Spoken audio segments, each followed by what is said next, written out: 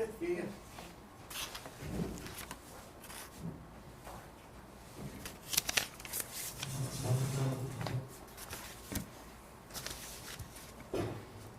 How many of you gonna want me to go over the whole thing as opposed to just going over the arrest? I think walking us through the kind of A through Z would be good. I know some of you probably haven't had the benefit of interviews, so if you want to go walk through the whole thing. Yeah, because I think it's two different crew. This is the afternoon crew, you have the morning crew. Well, which is better? Right here. The ones you're looking at. I'm just checking, just checking. The other ones are not here to defend themselves. Did y'all need to get a sound check on me? This is about what I'll be talking. Captain Cole will be in here with me, Captain Rick Cole, but he may or may not choose to say anything. I don't know whether I got them all scared to talk to the news media or they just don't like to talk to the news media. I don't know. I think this is probably, y'all know your own industry. Is this about what you expect to be here? Yes. Yeah. Probably nobody else knows. Rick, you want to come up front here and we'll.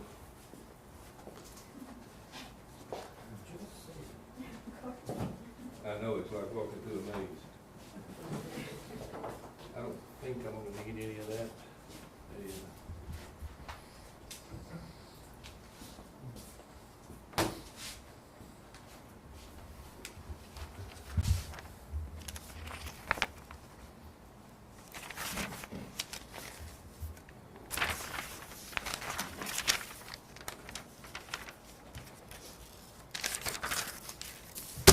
Are y'all ready to get started? Yes, sir. Okay. I'm Maurice Cook, M-A-U-R-I-C-E. Last name Cook, C-O-O-K. Can you go back to the thing? Sorry. Okay, I'll stay. I used to walk around, but I'll stay right here. How's that? I'll plant my hand. Anyway, I'm Maurice Cook, M-A-U-R-I-C-E. Last name Cook, C-O-O-K. I'm the sheriff here in Bastrop County. And we're here for the purposes of a news conference regarding a shooting that our deputy experienced yesterday. Yesterday at 10:36 p.m., the sheriff's office received a report that there was a criminal mischief call in LBA. The call came in, it was on Overhill Drive. One deputy arrived at the scene on Overhill Drive and found out that the suspect that was supposedly vandalizing and creating criminal mischief to the property there had left the scene. The vehicle that he left in was described as a blue pickup with a mattress in the rear of it. The deputy put the broadcast on the air so that other deputies could hear the description, and the other unit that was responding to that location prior to him getting to that location observed the vehicle at the LBA Market, and the LBA Market's located at 95 and LBA Drive there that enters LBA. When the deputy saw the pickup, it was not blue, but it was black, so it was the same profile as the one we were looking for, because not everybody has a mattress in the back of the pickup, and this particular vehicle met the profile. It had a mattress. It was black though. He pulls up and blocks him in somewhat behind him, gets out, goes up and confronts the driver, and doing his normal protocol to determine if this is the person of interest that we're looking for, he goes through certain interviews and identification, and during this process he found out that this person was a parole violator, and so there was a felony warrant for him for a burglary charge that had occurred in this county. He immediately was going through the process of notifying communications, and whenever he was keying up his mic, you can actually hear on the mic the shots that rang out from the driver. The driver turned, fired onto the deputy at almost point blank range, shot the deputy in the chest area, also in the rear area as the deputy's kind of trying to get away from the gunfire, and he also got hit in his forearm. The chest shot was in a bulletproof vest or bullet resistant vest. It did what it was supposed to do. It stopped the bullet. It did get him bruising on the inside of his chest, and also on the backside where he was shot, there was some bruising. but he was okay from those shots. But the shot that landed on his forearm broke his forearm and shattered it. He still managed to give chase, and he was able to fire his service revolver. You can imagine if his arm was shot at that point, which we think it was, he couldn't be very accurate because he had no bone connecting the rest of his wrist. But he did fire, get off some rounds. The suspect was able to escape into a heavily wooded area behind the LBA market. It's real, if you've been out there, you'll know what I'm talking about. It's real heavily wooded back there. A few trails are cut back there. And the deputy lost sight of him, and he realized that he was injured and shot, so he came back to the front. He was there attended by two ladies that had previously been in the pickup with Stark. Michael Stark, 33 years of age from Smithfield, was the driver of the vehicle. And the two ladies that were in there didn't know him very well. They just were getting a ride with him, and they were determined not to be part of this investigation, except for the fact they were in the pickup. After he shot the deputy, and the deputy's name is Sawyer Williams, he's 28 years of age, and Sawyer has been on the sheriff's office here for a little over 2 years, 2 years and 7 months, I think. At any rate, the suspect slid across to the passenger side, and that's how he made his escape on the opposite side of the vehicle. We, of course, put the broadcast out. There were many units. I hate to even give credit to anybody, but there were a lot of units that came here: Smithfield, Bastrop PD, Fayette County, Bastrop PD School District, DPS, and the DPS helicopter, also the Austin PD helicopter. There was Hayes County with their SRT team came over. We had some folks here from Kyle also. So we had a lot of responses to this investigation. They did not locate the suspect immediately. We chased down several leads and did not locate him. We backed off the investigation some, or the units in the area, hoping that he would surface if he was hiding under a house or something, because helicopter flares will not pick you up if you're under a structure like that. And so we were hoping he would come back out, but we kept a few patrols in the area. And then today at 11:53, one of our units was checking vehicles, and one of the passengers said, "Well, there's a guy walking down the road up there." And so the deputy goes down the road, and because this person is known to law enforcement, I think I told y'all he had 25 or so arrests, and he's known to law enforcement. The deputy recognized him from previous encounters and was able to get charge of him, and other units came and backed him up, and we got him in custody. He was only about 3/4 of a mile from where the original shooting occurred, and he was walking in the 200 block of cool water, I guess is what it's called. So that's basically what happened. What's happened since then, just a few minutes ago, we were able to review his criminal profile in this county, and of those charges that I'm talking about, we found 4 outstanding charges against him where he had made bond. We went to the district judge, we got the bonds revoked, and so now he's charged with 4 additional, or at least he's in jail. He's not charged because these are previous charges. He's in jail under a $2 million bond. He got a $500,000 bond in each case, and these were served on him a while ago. And the charges that we have him out on, or just rated the bond on, is possession of cocaine, a first degree. We also have him charged with unlawful possession of a firearm by a felon. We have him on bond, or the bond was set and revoked on a prohibited weapons charge. And we also have him charged with evading arrest or detention with a vehicle. So those are the 4 charges that are not new charges. They're old charges, but the bonds, once again, have been revoked. And so he's in jail on a $2 million bond and a no bond on the parole violation. We have not charged him at this point with attempted capital murder. Those charges are being evaluated. We hope to find out exactly our position on those charges once we get our investigation a little further along. I don't know that I'm missing anything, Captain. Do you know, Captain Cole, do you know if I'm missing anything? No, the, You can, I'm sorry. What's his last name? Stark, Okay. And the deputy's last name is Deputy Wilson, Sawyer Wilson. Sawyer Wilson. Okay. I had, and sound like you did too, misquote his name.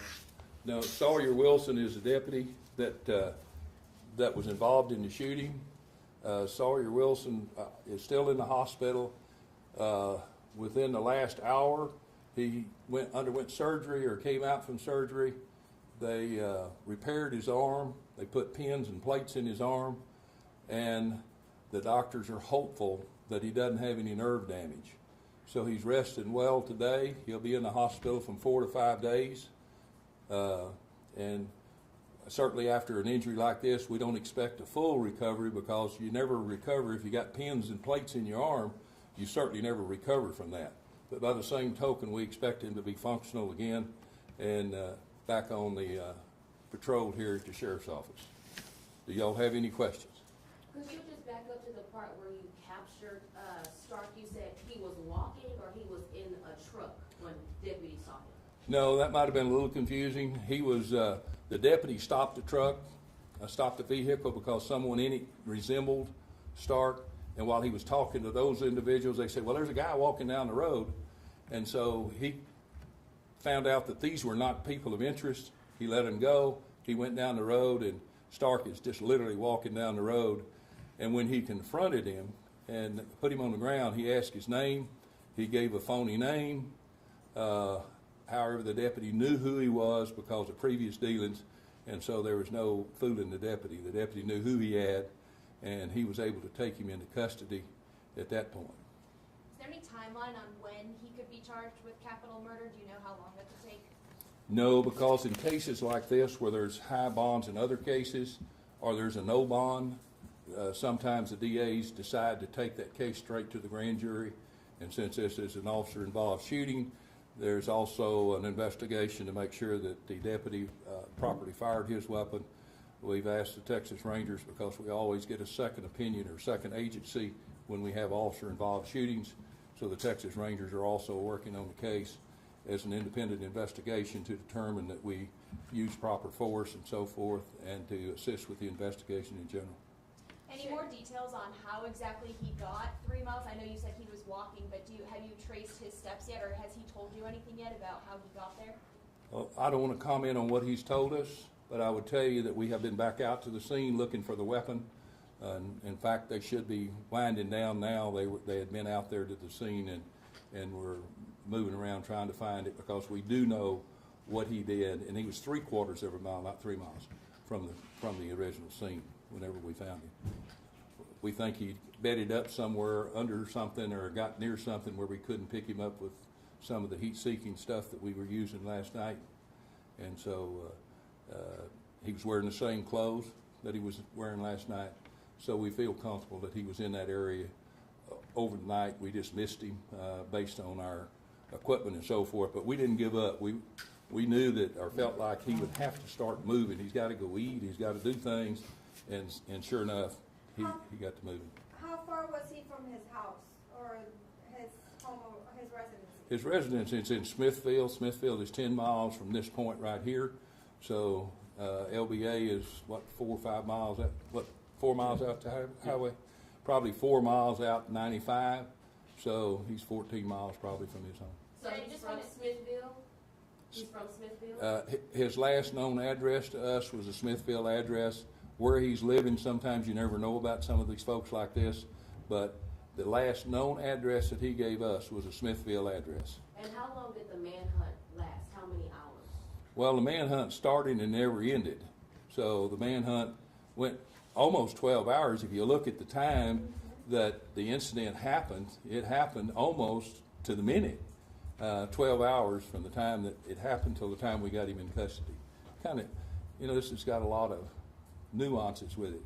The other thing that kind of is strange about this case is the black pickup that the deputy stopped that Stark was in, or didn't stop, but pulled up on, that Stark was in with the mattress in the back, was not even the vehicle that we feel that was at the scene of the initial call.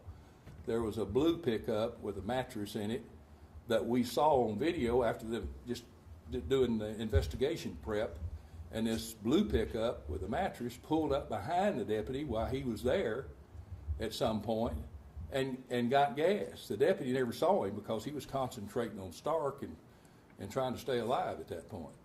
But there was a blue pickup with another hauling a mattress now, and what's the oddity of that? What's the odds that you'll have two pickups in that area on that parking lot that's dark in color that had mattresses in the back? But Stark was the original suspect. No, he was not. He was not the original suspect. The deputy went to him because he had that mattress, and he was trying to determine if he was involved in that incident whenever they found that he was wanted. And so then his direction was refocused on arresting him for being wanted as a parole violator. The other vehicle pulled up on the parking lot while he's talking to Stark. And we could see that in the video. And that was the original call that came in, the one that was actually behind him, the one in the blue pickup. Unless everybody out there carries mattresses in their back of their pickup, yes, that would be the case. Because here another vehicle pulled up on the parking lot that was blue, the color we were told, and had a mattress in the back of it. It's clearly on the video. And I got to ask whether we'd share the video. We normally do not do that, and especially a case like this, because it's a attempted capital murder case, and we probably will not be sharing videos any further on. In fact, this is the last news conference that I intend to have, unless y'all just check the update on the deputy or something like that. I'd be glad to give that information to you if you call. One point of clarification really quick, because we spoke with the man who placed the original call, the 911 call for the criminal mischief on Overhill Drive. And he said that he knew that it was Stark on his property. So then he was the suspect the whole time then, right? Or is he mistaken? I think he's mistaken, and he's mistaken because he was upstairs in his house, and it was dark, and I don't think he got a good look at him, but, there is nothing in our investigation to indicate that Stark was there because he picked those two girls up. We have two witnesses where Stark was, and he picked them up in town at the movie theater and then drove out there. So we feel comfortable that Stark was not involved in the original call. And can you clarify real quick, so the charge that, aside from the 4 charges that you mentioned, his previous charges, but currently he's being held on 2 parole violations, that is included in a $2 million bond? No, the parole violation is a non-bondable offense, so he can't even make bond on that. The only person that can pull that off of him is a parole board, because once we get a person on a parole revocation or a parole bond, that person then goes straight back to the penitentiary. He doesn't have hearings or anything else. If the parole board sees fit to send him back to pen, they don't have any due process rights because they're still technically in custody of the Texas Department of Criminal Justice. So all they got to do is issue a warrant and bring him back to TDC. So the $2 million includes his 4 previous charges that he had? That's correct. And one more point of clarification. So he was about 3/4 of a mile away from where the pickup truck that they had pulled over and just talked to said, hey, we saw a guy walking down the street, and then he was 3 miles away from the scene, or 3/4 of a mile away from the scene itself? 3/4 of a mile away from the LBA market deal. Sheriff, one last question for me. What does this arrest mean to you? You have a deputy in the hospital wounded. He has an extensive criminal background here in Bastrop County. As the sheriff of this town, how do you feel to know that he's finally off the streets, and what's going to be done to keep him off the streets? Well, obviously, you can tell that we're concerned because of the amount of the bonds. $500,000 is not a small bond, and when they all add up to $2 million, that is a relatively high bond. To us, this is a very serious event because had the deputy not been wearing his vest, or had the shot been placed somewhere where the vest was vulnerable, the deputy could be dead today. I mean, that was a center mass shot. So that shot could kill you. The one to the back could have killed him. The one in the arm obviously couldn't have killed him, but nevertheless, we take this serious. We hate that this seem like the things that are going on in the United States nowadays, and it's popular to shoot police officers. I hate to see that it's come to Bastrop County, but I think that all police officers all across the United States are facing what we're facing. We just have been lucky in Bastrop not to experience anything like this, and thank heavens for the response that we had last night and the continued response and the dedication that our people have in order to bring this person into custody. So I think it's a reflection of our community that we had such an outpouring of law enforcement that took their time to come to this county, even though it wasn't their immediate problem, and pitch in and help us, because we had a lot of resources available to us all during this process. Sheriff, considering the fact that this is a small town and you had this massive response from the other agencies around you, did you guys ever put the neighborhood in some sort of lockdown to ask them to go inside, not come out? Was there any alert put out to the neighbors in that area? There was no alerts put out in the area because we felt like that this was an attack on a police officer. He was not involved in robbing the store. Had he been involved in any kind of other criminal activity that would have warranted that we thought that he might have been involved, we did enter houses, we did knock on some doors, we did alert some of the neighbors, and we were trying to find out exactly where he was, and we felt at one time we had a sighting of him completely out of that neighborhood. Early on, we got a sighting that he was in Colletown Road, which turns out to be false, but nevertheless, we all responded, not all, but they left a small group there, but most of them went to Colletown Road. So he was moving about. It would have been we would have had to lock down all of Bastrop, and we did not feel that that was necessary based on the fact that he was not a person that was involved in other crimes other than just wanting to get away from the police. He just didn't want to go to prison. Any other questions? Well, boy, that gets me by this group real easy, doesn't it? So, well, thank y'all for y'all's interest too and y'all's help. You know, when we have a situation like this, really the media is a very valuable source to us, and y'all have been a valuable source to this. You know, you've come in, you've gathered the information, you've been patient with us, and you know, I hope that we provided you with enough information to get the viewers notified. Talking about a lockdown, I think the fact that we plastered his picture early on. I came in last night at 11 o'clock and hadn't left because I feel strongly that I needed to be here to guide the investigation and also to provide the resources that y'all need in order to keep the heat turned up, so as to speak, and to get the public informed. I think we've done a good job in this case of doing that, and obviously within 12 hours we have him in custody. Thank you. Thank you. Yeah. Okay, thank y'all.